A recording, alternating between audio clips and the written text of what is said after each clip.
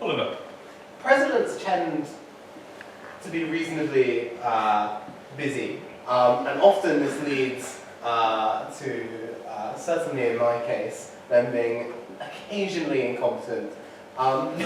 Is there anything that within the union's direction as a whole that the union wasn't doing, or the union was doing, that you would resign over? Okay, so we're back with the resignation question, which was very popular in case anyone's watching at home at the last Hustings. So, seeing as he's had the most time to prepare and going to give the others a chance to think about it, I'm going to start with Stefan. Can you repeat the question, sorry? Is there anything you'd resign over? That you've messed up. Are you trying to sell me something? Something happened. I would think if it's welfare and equality issues were at stake, perhaps not resign, but certainly kind of make attention. And if nothing would bring that attention, then probably resigning might give that. Then that would probably be the only case in which I would do that, I think. So you would resign to make a statement over welfare, have I got that correct? Welfare and equality. Okay. And Satchi, moving to you. I'd resign if I felt that the union was blatantly ignoring the desires of the students, which has not happened this year, as some people might think. But if I felt that would happen, and that the president and vice president weren't listening to the students at all, then I'd resign over that. I sense a follow-up question will come for Satchi in a minute. Louise? I resign over, so if the union were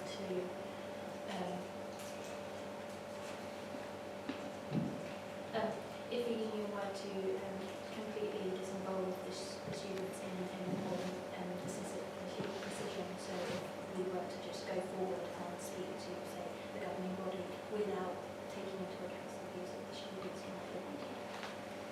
And last but not least, Jenny? Well, I'd resign if people were calling for me to resign, I think. So, if there was a vote of no confidence, you would resign before you're pushed? Yeah, well, I wouldn't fight it, but also, I mean, I guess if I thought I wasn't capable of doing the job, if people were saying, what are you doing, what are you contributing, then that would, yeah. Oliver, did you want to follow up with anyone in particular? Not at all. So, next question, or if someone has a follow-up to any of those points raised? Do we have another question? Lion team, you're looking very quiet. You must have one question. Thanks, Jen. This is more a question, not for just clarification. Has anyone done a manifesto? Are the manifestos anywhere? I haven't seen a manifesto. Okay. Question for everyone. Why has no one done a manifesto, seeing as that's a pretty important part of running? Okay, we're going to go from the other direction. So, Jenny, start with you. I don't know, maybe controversial, I didn't think it was that important. I don't have all that much to say, really. I think that the union needs people, and perhaps I'm not the perfect person for the job, but then what are your options, really?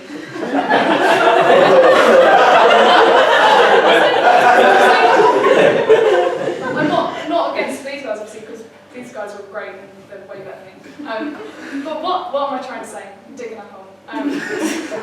I just think, yeah, I've said what I need to say, and then this is an opportunity that if there's something you need to ask, then that's what I thought. Can I follow up the point? Ron is a viable option. Yeah, just yeah, putting it out there. Ron is a viable option.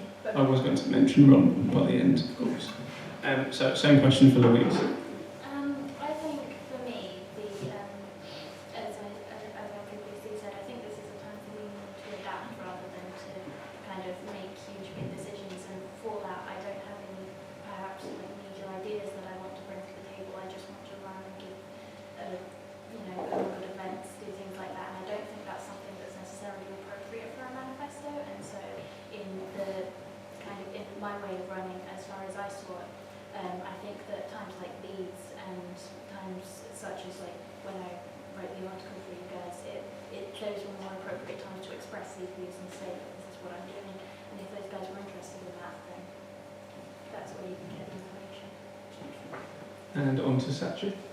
I was submitting an essay at 10:59 on Saturday night. And then it was my mum's birthday on Sunday, so I had 2 lectures today, so just haven't had time, sorry. And on to Stefan. In a similar way, but I had some personal matters that kind of impeded me to work over the weekend. And in general, I thought that this was a good opportunity for me to speak out about what I wanted to do, and just, word of mouth. When I bump into people, I thought I would tell them if they were interested. But primarily, I didn't have time. But Jenny and Megan, do you have a follow-up question to anyone in particular? No, but I think none of the reasons are good enough. But that's just my Come on, comment on it. But I don't have a follow-up question. Don't have a follow-up question. So, I'm going to go with Henry. Just That's quite a figure. When did nominations for? they closed last Tuesday, Last Tuesday. so that was the 23rd of February. Specifically Satchi in particular. No, sorry, we're in. What are we in now? Sorry, So, what day are we on? It was last Tuesday. We're going to take it last Tuesday. Behind me. It's turning into a panto already. So they closed on Tuesday, the 15th of March. Sorry. Okay, so obviously you made your excuses from Friday. What about the Tuesday, Wednesday, Thursday? I was procrastinating on that. Is that the kind of level of timekeeping I can expect from you next year, or? I think I probably contributed a lot more time than I owed to the union so far this year, and definitely have worked a lot outside my office hours. Okay. Any other follow-up questions, Henry? I think I'll go inside now. No. Okay. I'm going to go with Jenny. Yep, we're going to go with Jenny, then Hannah. I'm just saying that I can't actually hear some of the candidates, so could you pass the microphone? We could pass the mic, yeah. Hang on. Okay, this is to Louise and Jenny. So you were both at the AGM today. EGM, sorry. And some pretty important issues were brought up about the union next year, referendums, that type of thing. And there was not a peep out of both of you. There was no support for anything. No, I don't agree with that. Is that what we expect from you in just general union life? You're just going to sit there and kind of be there and not really have an opinion? So, I think so. No, Jenny, so will you stand up and raise an opinion at union meetings? Well, this is why. Well, I wouldn't. Well, so I agreed with the motions that were passed, and when they were explained, I felt they were adequately explained, so I didn't need to clarify any points. And yeah, well, I in that situation, I just didn't feel there was anything particularly to be said. I got what they were saying, and I agreed, so I voted. I mean, in a different situation, then I might speak up because I might have a strong opinion, and I do have opinions, but on that my opinion was, yes, this seems fine, so I'll put my hand up. I have to agree with Jenny that the motions that were passed today for me were something that I saw was needed. There were clarifications made, and there were brief pauses where I was like, ooh, hold on a minute, so we're only a small union, the number of exec officers isn't going to cover, but they were quickly covered by other people as I was thinking those motions through, through. I do have opinions on these things. Today's EGM was full of motions that were passed, and I voted for them in favour because I agreed with them. I didn't have any strong dislike of them, and I thought they were needed for the union. So just I'm probably stating obvious, there is no obviously obligation when you want to speak up. Can I put a point of information? It wasn't like the usual EGM. Yeah, I agree. There was a lot of discussion from the room, but that's just for people that weren't there. It wasn't I agree next motion. I agree next motion. There was a lot of discussion. And we'll move on. So next question. Henry again? Well, as a follow-up from that, I think a lot of the points brought up this year seem very, they're in a very rough state.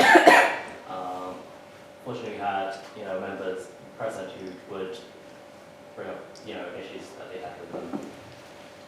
The question is, should something similar happen in the next year, can I trust Jeremy or all of you to bring up issues that you have with motions?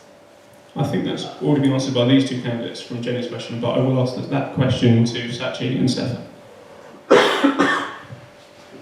So, Satchi, you've got to go first. Absolutely. If you're doing something wrong, I'll tell you.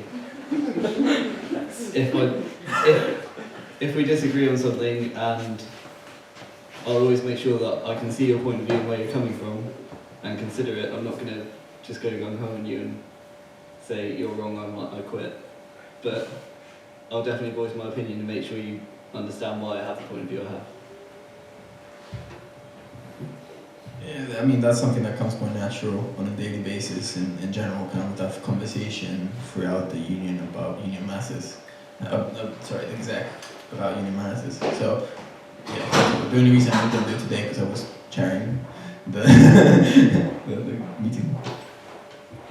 Okay. Any other questions from the floor? Megan? Mine's to Jenny and Louise. What experience do you have that you can bring to the role? Okay, I'm going to start with Louise, because I was with Jenny last time. Unfortunately, I don't necessarily have any experience within this college. However, I have had previous administration roles in accounting, customer service, things like that, where I feel like my work with other people, work in teams, work with numbers, things like that, will be able to bring a more kind of administrative part to the role. I also I've had experience working in times of where I've done qualifications that have required schemes of leadership, things like that, and where I've had to take a role which is leading another group of people, and I feel like these kind of skills, although very general, do apply to the role, and I can use them to help expand and help to learn new things through this role, because I haven't been able to get experience on all of them, but the ones I want to do are the ones that I've had more experience in. Yeah, so obviously I wasn't part of the union last year, but I am a course rep, so I've attended all but the first of the UGSSLC meetings this year, and I know the acronym, and I go to the Equality Forum, which is obviously not a responsibility on my part, but I have been involved in the college and in matters, and I have been trying to get involved a bit more, and this is just the next step. So I'm going to ask a question to all candidates. If the union was still structured as it was last year, and the volunteer positions were all open, which one position would you be running for now? I'm going to start with Stefan.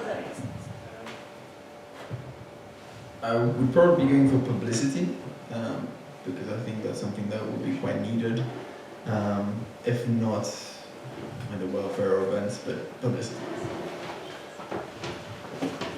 I'd probably say academic affairs, just because I've had a really good time doing it this year, and I think I've done an okay job. And I've got a chance to chip in other things, which has been good fun. For me, it would be welfare. It's something I've had a huge interest in, especially over the past year or so, and it's been a growing interest for me. So I think being able to learn off of this kind of a platform would put me in good stead for anything I wanted to do. And it would also give me great pride to be able to say that I've helped any of you guys and any of the students here with anything they needed. Well, before the reshuffle, that's not the right word, of the restructuring, that's it, of the union, I was planning on running for LGBT plus Q officer, because knowing that the last one wasn't going to do it, I thought that's important that we have someone to fulfil that role, so that's probably what I would have done. Thank you very much. So do we have any more questions from the audience? Are we having a deal? So apologies just in case anyone's asked a similar question already, because I've only just arrived, but for each of you, so given your understanding of what you believe Henry's role to be next year, what one thing will you push him to make sure happens at Heythrop? And ditto for given your understanding of what Mario's role is next year, what one thing will you push for him to make sure happens at Heythrop? Okay. That's for everybody. Okay. I'm going to try to ask candidates to ask that both in one, because I mean the roles there's a lot of overlap there. So what are you going to push your president and VPA to do? I'm going to start with Louise, then go to Satchi, then go to Jenny, and then go to Stefan. A little bit crisscross. Just because you like to mess with us. I think for me, I would definitely push Henry to make sure in higher meetings and things like that that we get all the information required across the student body. I think that's something that's hugely important at this time, and it's something I care a lot about in terms of Maria. I think my primary push for him would be to ensure that the academic standards of the college don't fluctuate, because in times of such chaos I feel like that things can slip through the net, and I want to make sure that everything's canvassed correctly. Thank you, Louise. And Satchi. Yeah, for Henry, it would definitely be ensuring that the students are informed of the Roehampton deal and how it's progressing, and pushing the college to get as much information available to students as he can. And then for Maria, it would be academic continuity, so ensuring tutorials and seminars keep going and probably are improved after this year as well. I think there's no reason that things should stay the same, there's still room for improvement. Jenny? I think for both to obviously keep up the standard in the last year and not let things slip, but also do what they can to keep up the morale, to make sure even at the end of next year, when even they're busy doing dissertations and stuff, that they stay enthusiastic and keep everyone else, enthusiastic as well, because it's important. Finally, around Stefan. I think right now there's three main focuses of the university, which is kind of the daily routine stuff, the academic quality, and the political side, with Roehampton in the mix as well. So I would kind of push you two to do these three, to represent students in these three things and provide the best outcome in those. Primarily Henry more with the political side and get the best deal we can with Roehampton. If not, we don't. If not, then push to find alternatives. And for Maria to then secure that the daily organisation and the academic quality is preserved and enhanced. I mean, it's quite self-explanatory. Any more questions? Well, there's the traditional one. Okay, Henry's got one. Generally, when you're trying to apply for any sort of job in the art world and publicity advertising, whatever, you require some sort of portfolio. Obviously, you're not running Stefan, you're not running for a publicity officer, so to speak, but you'd have to express an interest in that. So I'm wondering if it is possible for you to specify which posters you helped out this year, or are you going to title it? Right, there's been I think around a dozen that I did. I think there's two or three pub quizzes, comedy night. I mean, yeah. American Night, scavenger hunt. Yeah, American Night, scavenger hunt. It was pretty much AGM one. It was pretty much a period from probably late December through until end of February. So yeah, anything. It was a good 3 months. So any event that happened in that period. We had about 2 events per week, and I had to do all of them for that period. We can go on a computer and check all the posters, and I can tell you which one I have. But that's some examples.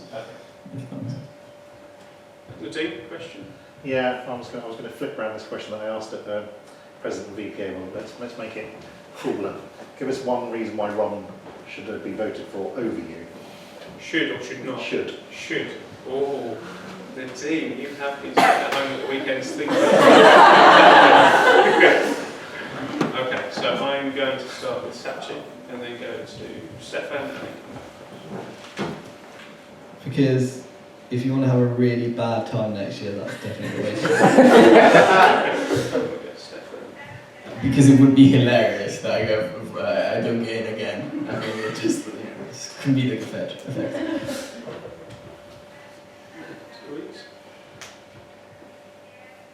I mean, to be honest, voting for Ron, it just means kind of voting for no HSU, because as far as I'm aware, 3 members. So if you don't actually want us to want a HSU here, then I guess that's a good idea.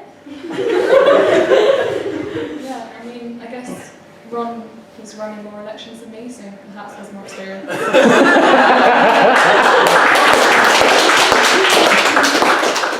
Ron is very experienced. So I'm going to do a follow-up question because I think there's quite a lot of talk at the minute about what to do next year. And so obviously we have a president and vice president academic who sit on lots of boards. Something the executive obviously get quite involved in is kind of activities, societies and so on. So next year, would you like to see things remain as internal as possible, or will you be pushing for as much external affiliation? And if you could give any examples of things you would like to see happen, that would also be helpful. So I'm going to start with Stefan at the far end. Well, I think it will be very much a case-by-case thing, because obviously if we have a society or an event or type of event that functions perfectly well in-house, then we don't need to publicize it that much. If someone wants to get involved from outside, then we can let them, but we don't have to specifically publicize it for them, if that makes sense. Well, but for other things like American Nights, which have worked so well with external support, stuff like that would be useful. So it's a bit of a balance with some stuff that we don't need to necessarily push to bring outside, and some stuff that we might want to in order to increment, the Heythrop students' enjoyment.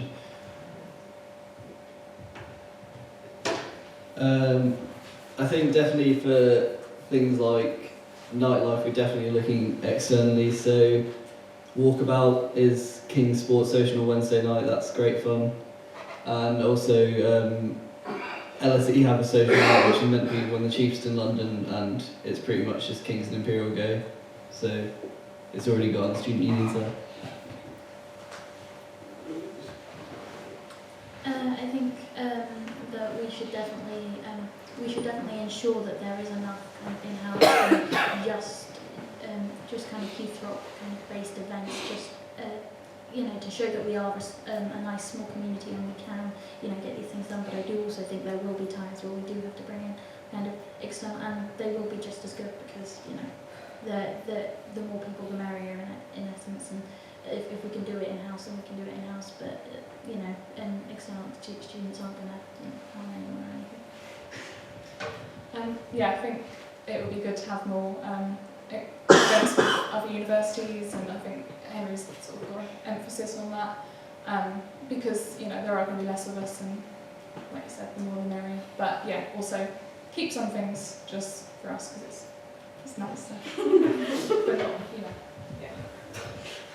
Oh, Nadeem has a question. Kind of got a follow-up to that one then. So this year, instead of Freshers Week, you did Hayfest. So would you try and do something again along those lines? And if you did, what would you choose as your headline act / entertainment / thing to do during the week? Okay. So kind of a follow-up to that. So I'm going to start with Satchi, because he did say he wants to get involved in events. So Satchi, what's going to be your main event at the first week back? Well, I think Hayfest actually came quite a bit under budget, and in theory we should have a bit more money put aside for events this year if we're having them less frequently and don't have to pay for the bar. So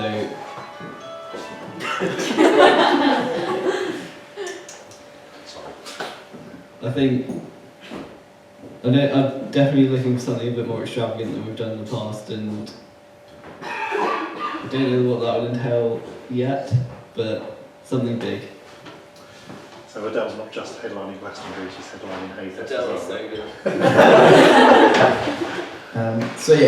I think we should definitely try and do something cool for as a welcome back students. What would I do? Maybe bring back Oliver and chain him down and people can throw sponges at him or something. I think that would be a good headline event. I would pay you a lot of money for that.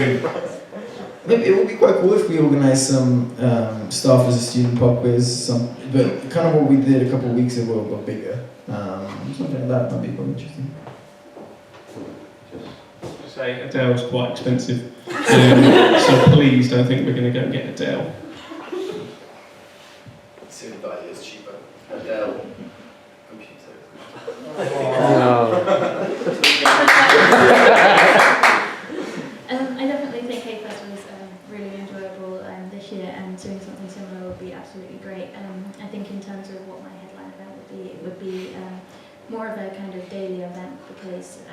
a wider range of students, especially kind of, I know if you don't drink and things like that. So like a barbecue out in the thing, and just kind of a few fun events and games and things like that, just to kind of bring the community together. So welcome back. I think maybe like a freshers' ball to rival the sort of Christmas and summer ball. That would be good if we could afford that. Something like a one big thing, and then keeping all the other daytime things and stuff as well. Any more questions from us? Margaret. Occasionally, postgraduates can feel alienated from the Heythrop community, mainly because they don't hear in the evening. What would you possibly do to counter that? Okay, I'm going to start. But you not finish your question? That was vague. I'd say events-wise, perhaps, that we do to counter that. Okay. I'm going to start with Stefan because I think he's been involved obviously in the 6 years, so these next So I things. get to put it on the spot. I think we have like masters tea and coffee, and that's not terribly successful. We had one today and we stole the tea and coffee because no one showed up. But perhaps if we push that a bit more in the evening, not too late though, so in a time that would work for more people, and do some kind of cheese and wine event or something like that. Or socials, restaurants or something like that. Something more in the evening, more mature. I think we do have to accept that there is a limit to postgraduate availability in terms of some postgraduate students get off the train, come to the lecture and get straight back on the train without a second thought. But I think probably the best way is they don't have tutorials and they're not around in the daytime like we are, so it might be a cheese and wine with the lecturers, meet the staff, because that might be academically beneficial to them, and that's what interests them really, is the academic side, that most of them are not here to party.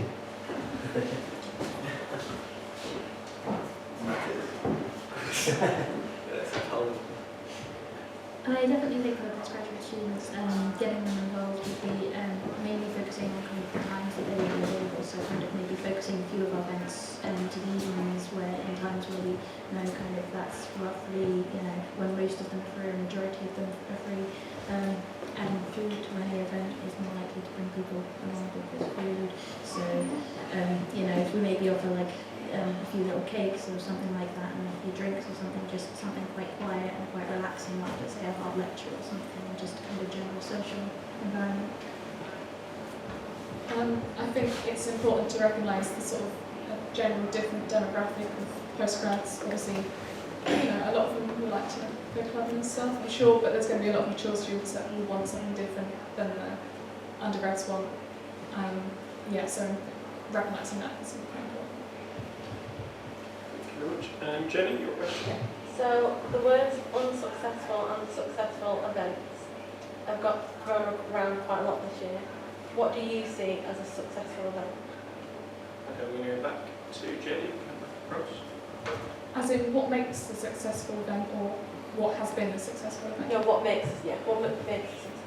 I mean, turnout. I think people actually come in and enjoying themselves. Obviously, it's not good if everyone sat around miserable. But then, whenever there are people there, they tend to enjoy themselves. It's a community thing. So just events where people turn up.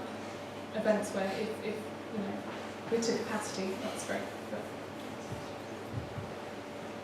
For me, I think the most successful events for me, or the most enjoyable ones, have been the really interactive ones, the ones where you get to, there's a set idea, there's a set focus. So the murder mystery nights I found really enjoyable, and things like the quizzes where you get to, there's a set aim in mind, and there's a social aspect to it, but there's also that kind of focus that gives you that draws people in, and it gets their interest.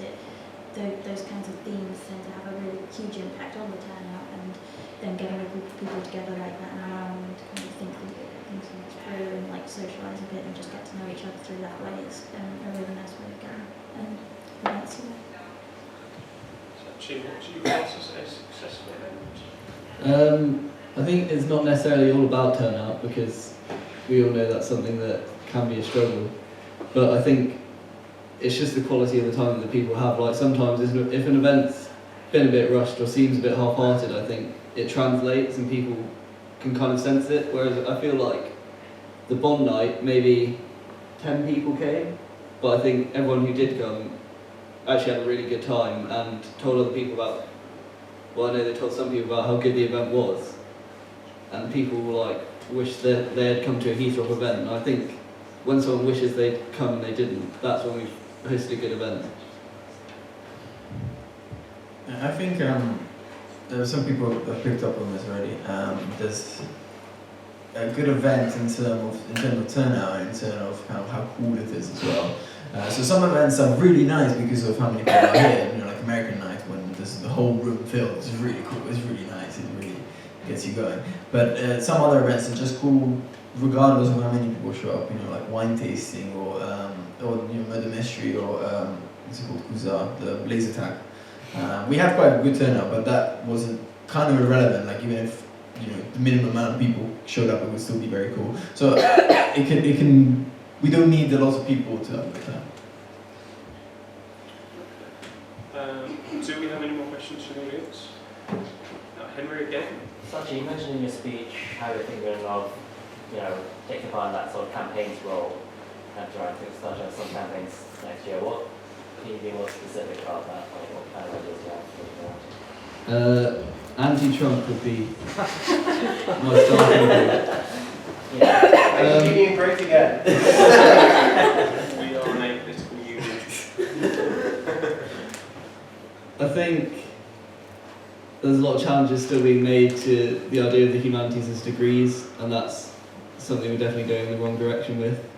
So that's something that I have an interest in, and also cuts to disability is something that I'm strongly opposed to, which is obviously in the news recently, and I think a lot of people at Heythrop can relate to issues like that. And also, if someone just has an idea for a campaign and they kind of don't want to do the work, then I've got 2 office hours a week to think up how we're going to do something.